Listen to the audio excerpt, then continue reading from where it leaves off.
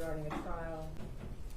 And the one thing I had highlighted in pink is the quote, "In this case, there was no physical evidence such as bloodstains or a weapon leaking defendant to Joyce's death."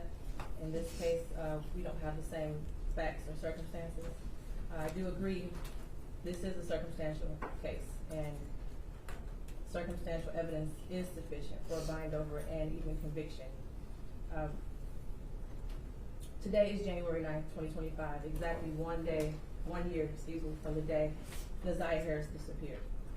Before I get into the charges, and the main charge of premeditated first-degree murder, I have to speak on Neziah Harris and the community who failed her. And I am only presented with certain evidence. I don't know the whole story. The attorneys know more than me, the family knows more than me, but from what I have heard over the last 4 days and 5 days total, is that several people failed her. I don't know where her mother is. I don't know anything other than that she was forced to live in a home where she was not protected or given the adequate attention and love. I don't know where her father is. I don't have any mention of him in her life, no presence. To Cordell, AKA King, and all the men who saw Jarvis Butts hanging out and always around these young girls, including Neziah, and his 9-year-old daughter going up to the shop to clean up his shop. The school counselor who never showed up, or the person who was supposed to show up if that counselor was absent, after Neziah was on the floor on the day she went missing, saying that she needed to speak to someone and speak to a counselor. There's no mention of CPS, but I wonder what their involvement was over the years, because this was not just a 1-year thing. There are text messages at least from 2022. To her adoptive grandmother, Annette Harris, whose testimony, in my opinion, was very questionable.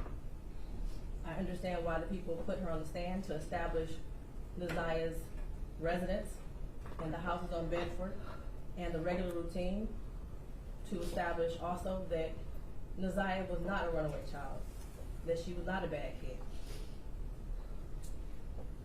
I do believe she adopted Neziah. I do believe that she had 6 kids in the house.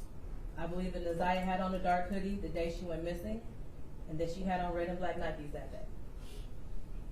What is hard to believe is that the defendant never came into the house as she testified.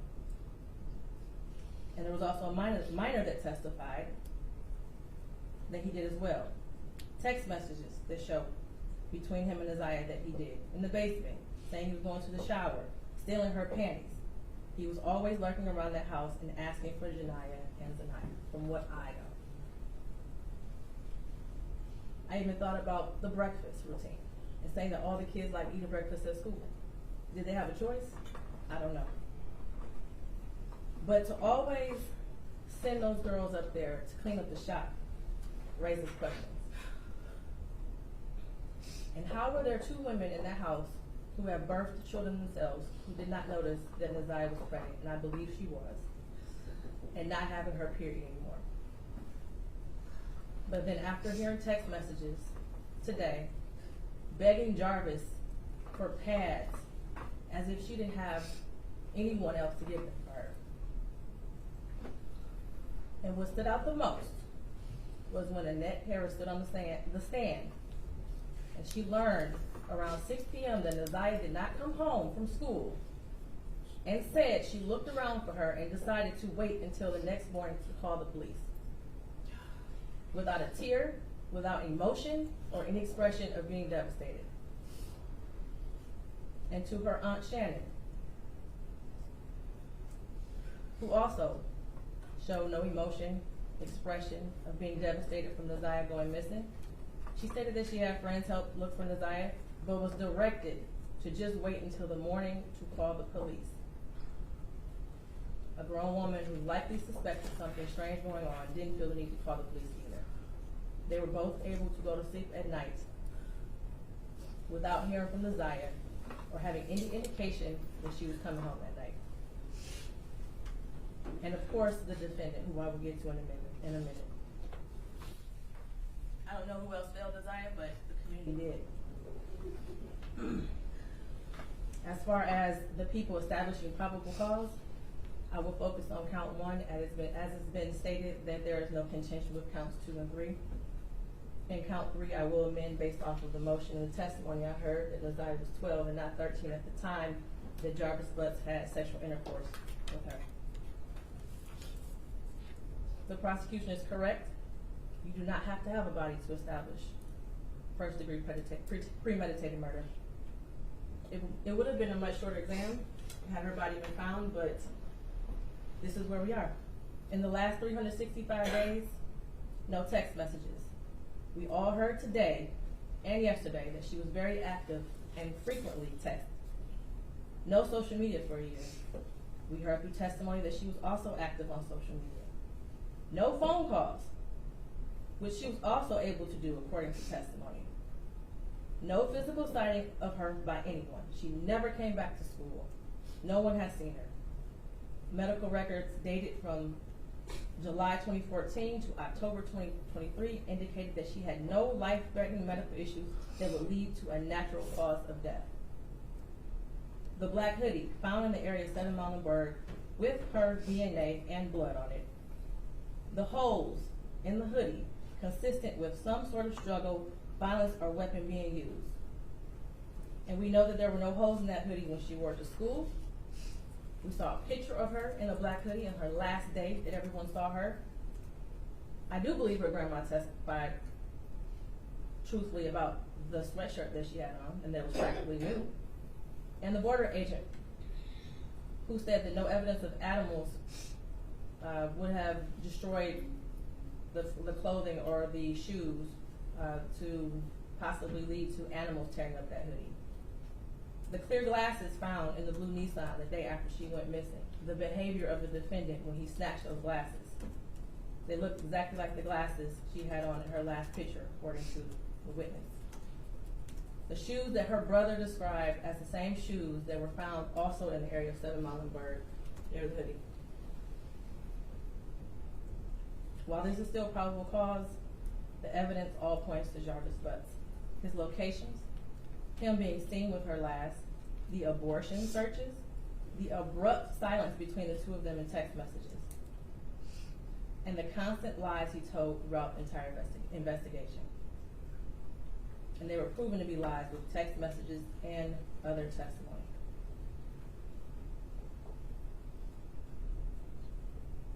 We may never know what happened, but from what I heard today and over the last 4 or 5 days, it appears he intended to perform what he thought was a do-it-yourself abortion on Naziah and went south, and instead of seeking medical attention for her, he intentionally killed her and tried his best to cover it up. As much as I want her to be alive today, there is at least probable cause to show and believe that she's dead and that she was murdered by Jarvis Butts. Mr. Butts, stand up. You've been sitting over there for 4 days with your head down, sitting between and behind your attorneys with your mask on and taking vigorous notes. I want you to pay attention and listen to everything I have to say. I have been trying to figure out for the last 5 days, you. At one point I thought you were cognitively impaired in the beginning of this exam. And then maybe you had the brain of a 10-year-old and that's why you were doing such things. But as I heard more and more testimony, you're just the true definition of a pedophile. Watching you laugh and brag about all the women you have with different women and the children and the girlfriends, and making babies to groom them and having them in your presence, cleaning up, quote, cleaning up your shop, and the little girls around you, has landed you here today. You groomed Naziah. You played mind games with her. We all heard that. You controlled her emotionally. She was exposed to so much at such a young age. The text messages between you two were disgusting to hear. And to think that she had you saved in her phone as bae for life. Naziah deserves so much more.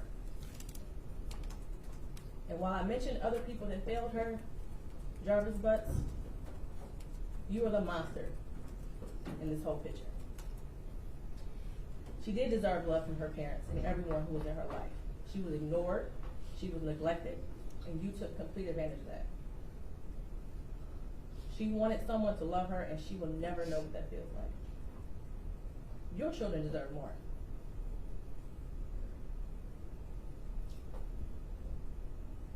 As much as defense counsel has raised issues on count 1, all that has done is raise the question of fact for the trier of fact, which means that this will be for a jury or a judge to hear in Third Circuit.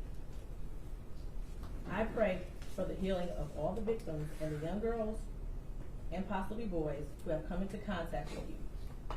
As a community, we should look at this case as a prime example of how much work we have to do when it comes to protecting our children and especially our black girls. I pray for closure and healing for all those who have been traumatized by you. And for you, Jarvis Butts, I wish you a speedy trial and that justice be delivered. Your bind over date is January 16th at 9 o'clock a.m.